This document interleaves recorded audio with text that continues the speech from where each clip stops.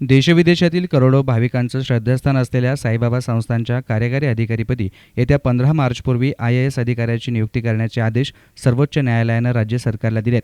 अवघ्या काही महिन्यांवर येऊन ठेपलेला साई समाधी शताब्दी सोहळा, देशातील तिरुपतीनंतरचं मोठं देवस्थान, रोज 50,000 ते 1 लाख भाविकांची शिर्डीला भेट, 5,000 कर्मचारी, 1,700 कोटींच्या ठेवी या पार्श्वभूमीवर येथे असलेल्या पायाभूत सुविधांचा अभाव दूर व्हावा, प्रशासनात गतिमानता आणि पारदर्शकता यावी यासाठी शिर्डीतील सामाजिक कार्यकर्ते तथा भाजपचे नेते राजेंद्र गोंदकर आणि संदीप कुलकर्णी यांनी मुंबई उच्च न्यायालयाच्या औरंगाबाद खंडपीठात 2013 मध्ये याचिका दाखल केली होती. उच्च न्यायालयाचे न्यायमूर्ती KU चांदीवाल आणि VM देशपांडे यांच्या खंडपीठानं 2 मे 2014 रोजी या याचिकेवर राज्य सरकारला 45 दिवसांमध्ये संस्थांच्या कार्यकारी अधिकारीपदी IAS दर्जाचा अधिकारी नियुक्त करण्याचे आदेश दिले होते. यावर महाराष्ट्र शासनानं उच्च न्यायालयाच्या निकालाविरुद्ध दाखल केलेल्या विशेष अनुमती याचिकेवर सर्वोच्च न्यायालयात काल सुनावणी झाली. न्यायमूर्ती JS केहर, मुख्य न्यायमूर्ती NV रामण्णा, न्यायमूर्ती DY चंद्रचूड आणि न्यायमूर्ती संजय कौल यांच्या खंडपीठासमोर सुनावणी झाली असता येत्या 15 मार्च 2017 पूर्वी संस्थांच्या कार्यकारी अधिकारीपदी IAS दर्जाचा अधिकारी नियुक्त करण्याचे आदेश देण्यात आले आहे. दरम्यान याविषयी याचिकाकर्ते राजेंद्र गोंदकर यांनी अधिक माहिती दिली. माननीय सुप्रीम कोर्टाने काल जो संस्थांच्या बाबतीमध्ये निर्णय दिला की ते IAS मुख्य कार्यकारी अधिकारी हे IAS दर्जाचे असावे, त्याचं आम्ही याचिकेकर्ते आणि शिर्डीकर म्हणून स्वागत करतो. संस्थांच्या जेव्हा आम्ही 2011 मध्ये याचिका केली होती, संस्थांमध्ये जो भ्रष्टाचार सुरू झाला होता, माजलेला होता आणि राजकीय हस्तक्षेप इथं खूप मोठ्या प्रमाणात सुरू झाला होता.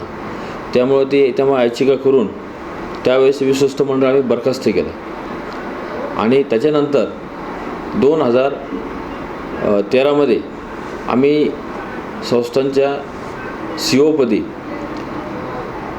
IAS अधिकारी असावा म्हणून आम्ही याचिका दाखल केली होती. आमच्या मागणीचा विचार करून, कारण 2017-18 जे साईबाबांचं समाधी शताब्दी वर्ष आहे ते जवळ आलेलं होतं.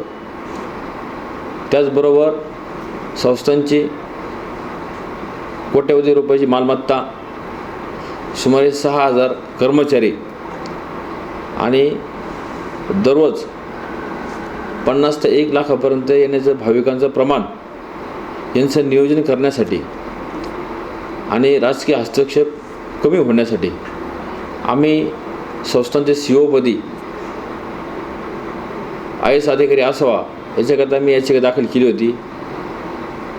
ह्या सगळ्या मागणीचा योग्य तो विचार करून माननीय उच्च न्यायालयाने तेव्हा CO IAS असावा अशी आमची मागणी मान्य पण केली होती, त्या बाजूने निकाल पण दिला होता.